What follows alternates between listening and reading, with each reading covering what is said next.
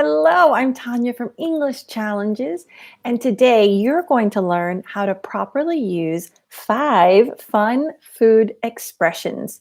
Oh, like a tongue twister. Fun food. Oh, which actually, bonus, when you have a sound that repeats, like the f in fun food, that's called alliteration. But anyway, back to the food. So if you're one of my challengers, remember to check your email because I've sent you the notes for today's lesson. And if you're not a challenger and you would like to receive notes before our Tuesday live lessons, just sign up. Go to EnglishChallenges.com or after the live video, I'll include the link below. Okay, so let me check out here. Hello, Bruna from Brazil. So nice to see you. Oh my gosh, I saw your message on Instagram. It is so hot in Brazil today. So stay cool. Hello, Victoria and Gabriella. Ooh, Switzerland. I love it. Victoria, can you remind me where are you from? Okay, so while I'm getting all the messages there, the fun food expressions. Okay, the first one, because I want to make sure we keep this at a reasonable, maybe 15 to 30 minutes to respect your time and to thank you for spending part of your Tuesday with me. So the first one I have in the notes is yum. And you might think, Tanya, why did you include So there is a reason. So the first part I want to focus on is the yum part. So you might hear people say yum or yummy. So if it's yummy, it's written Y-U-M-M-Y or yum, Y-U-M. So yum. And this is what you say when something looks or is delicious. Like, yum, this is so good. So it's just a sound that we make.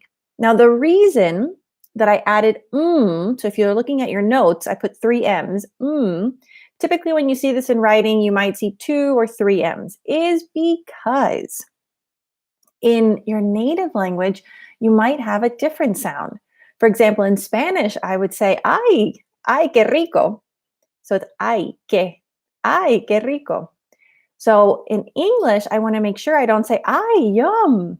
That doesn't make sense to a native speaker. That will sound not very natural. So this is where it's more than just the word. When you're learning these things, you want to make sure that you also learn the context. What sounds did native speakers make? What intonation? So this is where you can have a really well-rounded approach.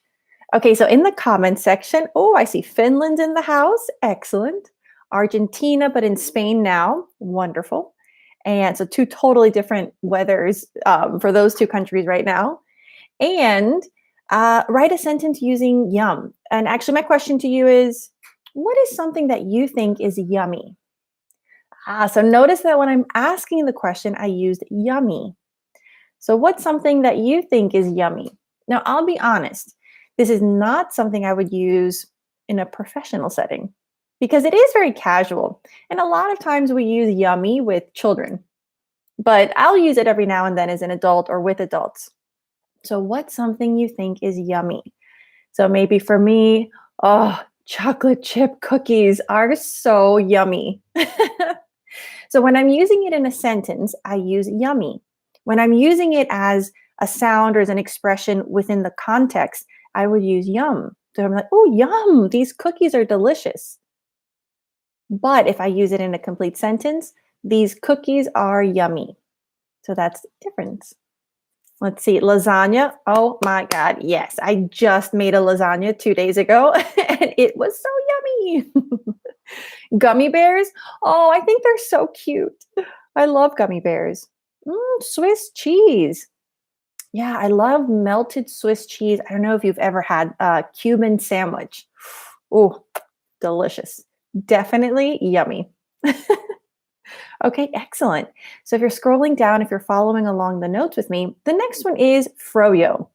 Now, I'm actually not sure if this is as popular in other countries as it is currently in the US, but in the US, definitely a big or a popular dessert is Froyo. And that's just short for frozen yogurt. Frozen, fro, yogurt, yo, Froyo. So if you're hanging out with an American and they say, hey, do you want some Froyo later? They're just asking you if you want to get some frozen yogurt. Do you like Froyo? For me personally, I'm a bit lactose intolerant, so ice cream and froyo, while delicious, kill my stomach. Now, the other fun thing about froyo places in the US is that they're known for having lots of toppings. So a lot of the froyo places, they have self-serve. So you serve your own frozen yogurt, froyo, in a cup. And then you go to this buffet of toppings and you pick if you want gummy bears or cookies, and then you get the chocolate fudge syrup or whatever you want to add. And then typically you pay for it by the weight, which is always so misleading because you think like, oh, I want all these toppings. And then you get at the end and it's like this tiny cup of froyo is like $15. So be careful if you get froyo with lots of toppings. Hello from Iran. Excellent. Welcome. Now, the next word in our notes, if you're following, so it's the third one, is spread. Now, I'm sure you've heard of the word spread because we use it in a lot of different ways. So for food, when you're talking about a spread, you're talking about the food that's laid out. So the example I have here, my mom's Thanksgiving spread is epic. So that means epic, by the way, in this context means like, wow. So my mom's Thanksgiving spread, we're referring to not just the amount of food, but the way the food is displayed. So maybe it's this big, beautiful table and you have the turkey in the middle and all of the sides. So spread refers to having a lot of options. And sometimes it also refers to the display, so the aesthetic, the way it looks. Hello, everyone. So tell me, what holiday do you have a big spread? So in the US, usually for Thanksgiving or Christmas, if you celebrate either one of those, there's usually a big spread, a big family dinner with an amazing spread full of, oh, I'm so hungry now, full of delicious food items. So maybe, is there a holiday for you where you prepare a spread? So notice I used prepare. To prepare a spread. So maybe you prepare a spread for your family on blank holiday. So let me know what you celebrate. And do you do the cooking? Do you do the cooking? Do you prepare the spread? Or do you just sit back and enjoy while somebody else makes it for you? Okay. So while you're putting that, oh, Children's Day. You know, I could be wrong, but we don't have that in the US. I've always thought that was a really nice holiday. Christmas is usually a spread. Okay, so thank you for writing that. So I would say we usually have a big spread for Christmas. And this is why I love when you give me examples so that I can help you, because you know what the word means now, but how to use it naturally, this is where you can get my help. Okay, so I would say usually for Christmas, we have a big spread. All right. In Finland, also Christmas. At home, we prepare a spread all together for, oh, you all prepare it. Oh, that's really nice. Yeah, maybe you celebrate Christmas, maybe you celebrate Hanukkah or a different holiday during this time of year. Or maybe you don't celebrate it personally, but you go to a friend's house. You know, sometimes I'll visit some friends for Hanukkah and I get to enjoy their spread. Let's see what else we have. We usually have a big spread for Christmas. Nice. Okay, that's really great. If I give you feedback, so this is where the live lesson is extra fun, then rewrite it. Because when you're typing it and you're using the feedback that I give you, like you did, star for you, then that helps you remember how to use it better. And then you can be more flexible. For example, if you want to say that again for a different holiday, we usually have a big spread for my dad's birthday or for Easter. So then you can easily change the holiday and have the correct sentence. All right, a big spread for Christmas. Yeah, Christmas seems to be a big one. So I like preparing the spread when I invite friends to come over. It's intimate and lovely. Nice, good sentences.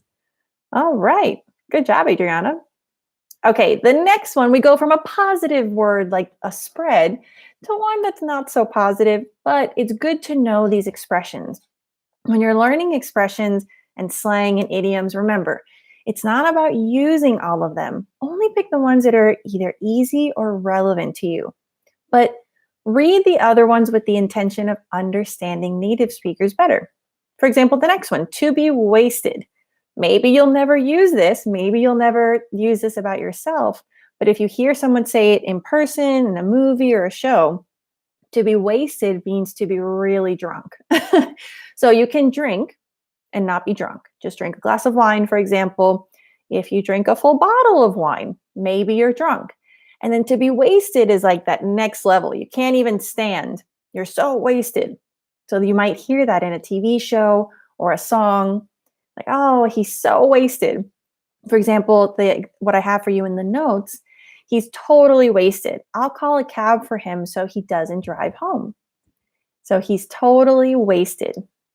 We could say he's really wasted, he's totally wasted, he's completely wasted.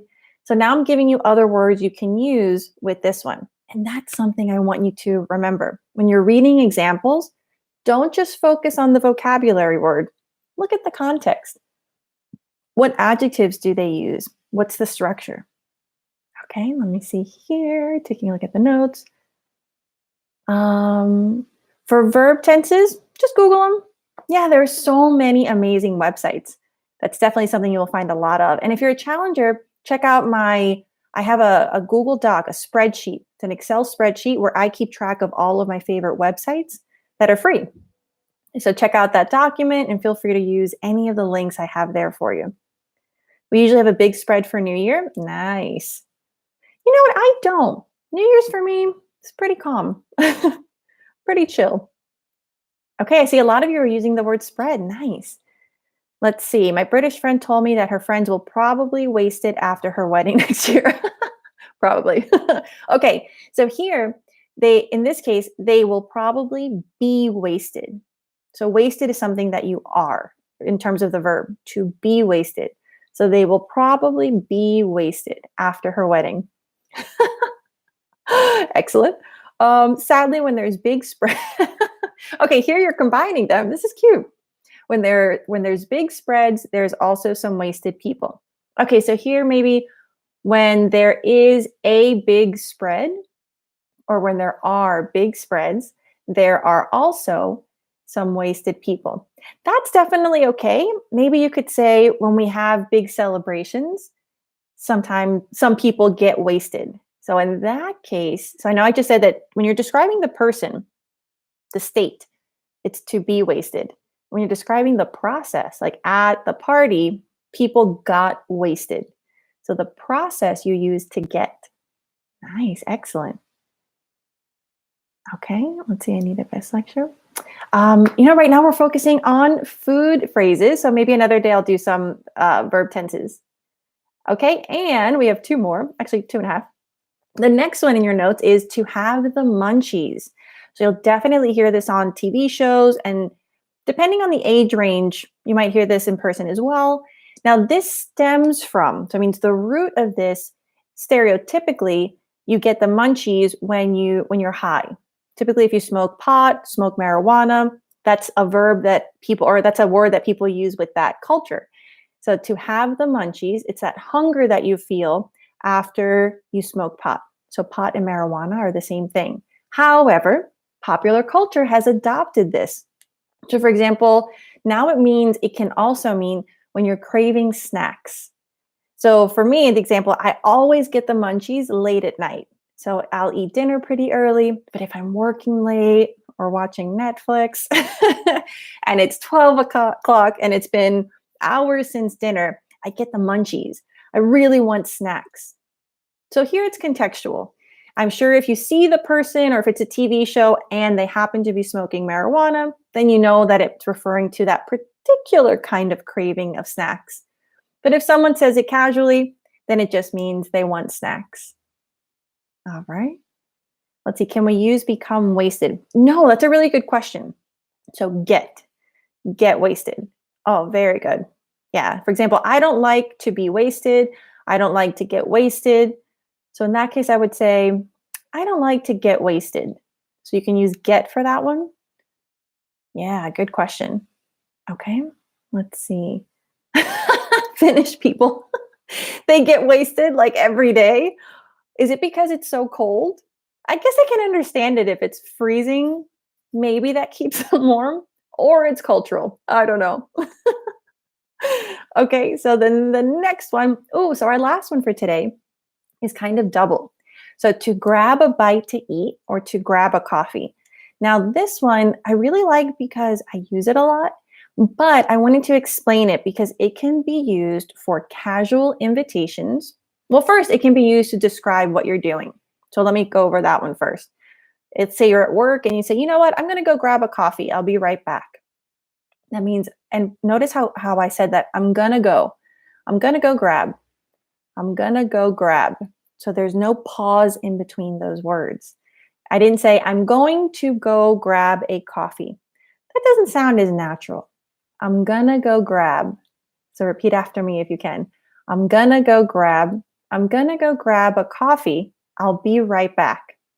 So that just means I'm probably going to the lounge or the coffee place in the building and I'll return. However, you can also use these two expressions to invite someone. For example, if you run into someone, so run into doesn't mean like you're running. That's an expression where you see someone or you meet someone unintentionally. You did not plan it.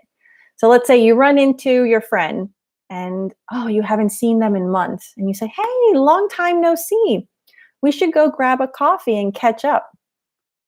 So that means let's go get some coffee. And we use that pretty casually. So in that case, the context, the implication is not romantic. It's very casual. So long time no see. Now that's not grammatically correct, but it's a way that we use it. So long time no see, we should grab a coffee and catch up. So by using catch up, which in that case, that phrasal verb means to tell each other what we've been doing recently, that's very casual.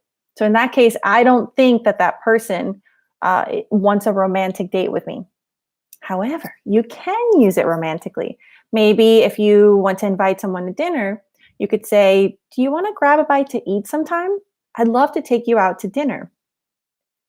So in that case, I always recommend provide a little bit of context because using these expressions can be neutral. So if your intention is to be romantic, add more context to make it clear. And if your intention is not to be romantic, instead of getting in trouble or having a misunderstanding, maybe make that clear as well. So in this case, do you want to grab?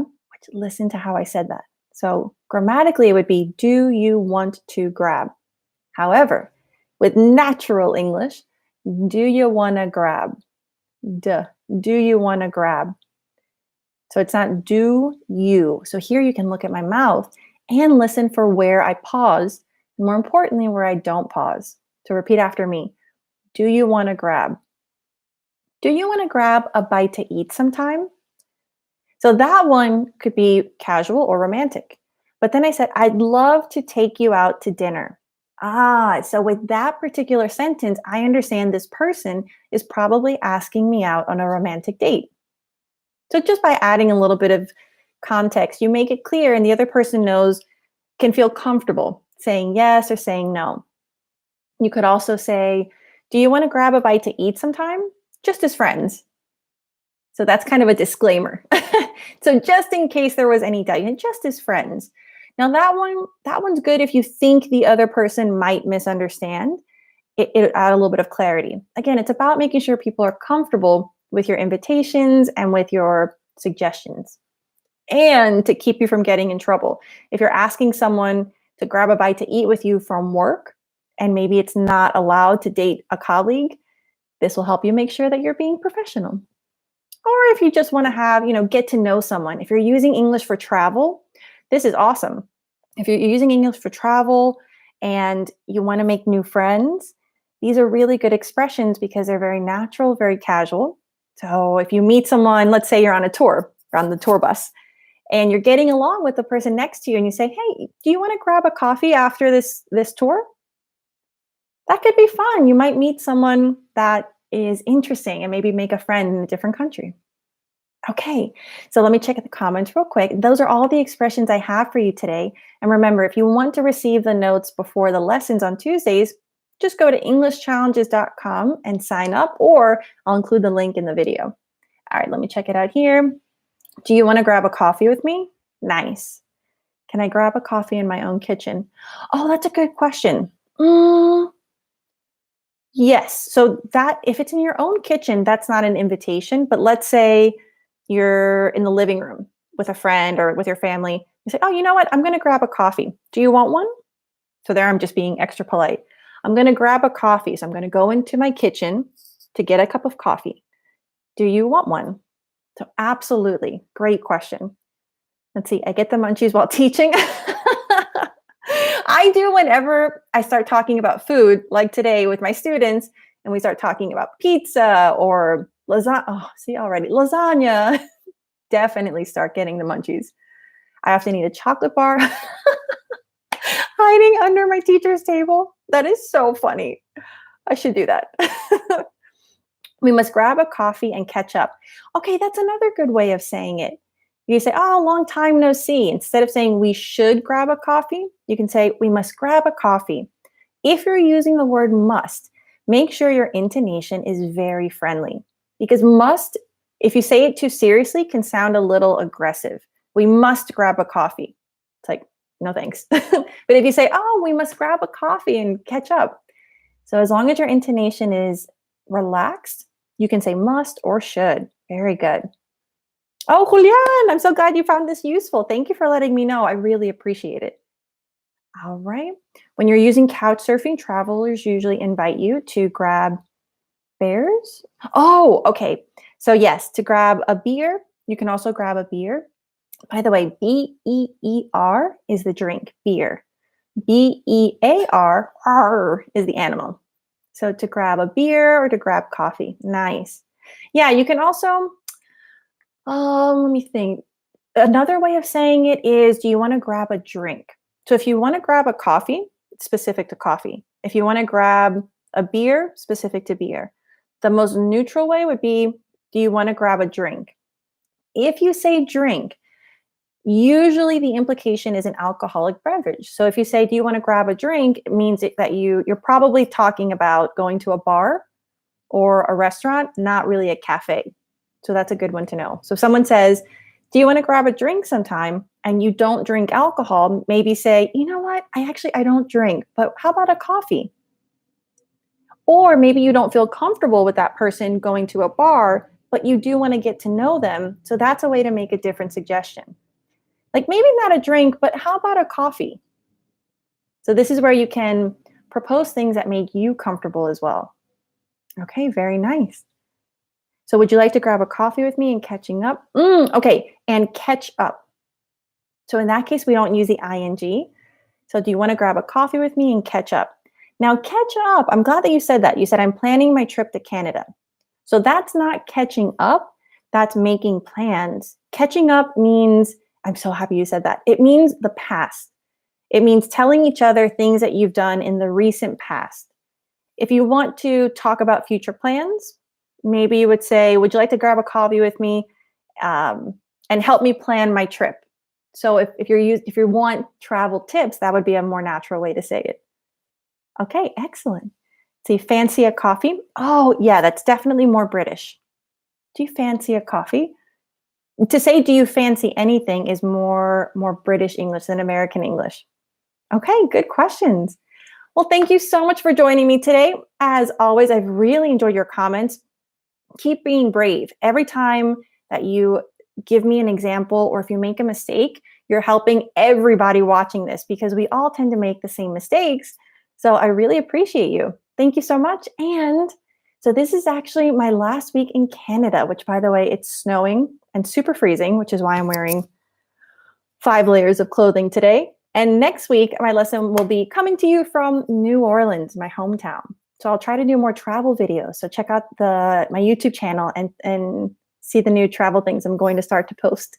And as always in the comments, feel free to write more examples with these expressions. And if there are any specific things that you would like me to teach in the future, feel free to give me ideas. I always appreciate knowing what you want, and maybe one of my weekly challenges can be one of your topics. All right, thank you. I will try to have a safe trip. Hopefully there are no snowstorms, and it'll be much warmer for me next week. Bye, everyone.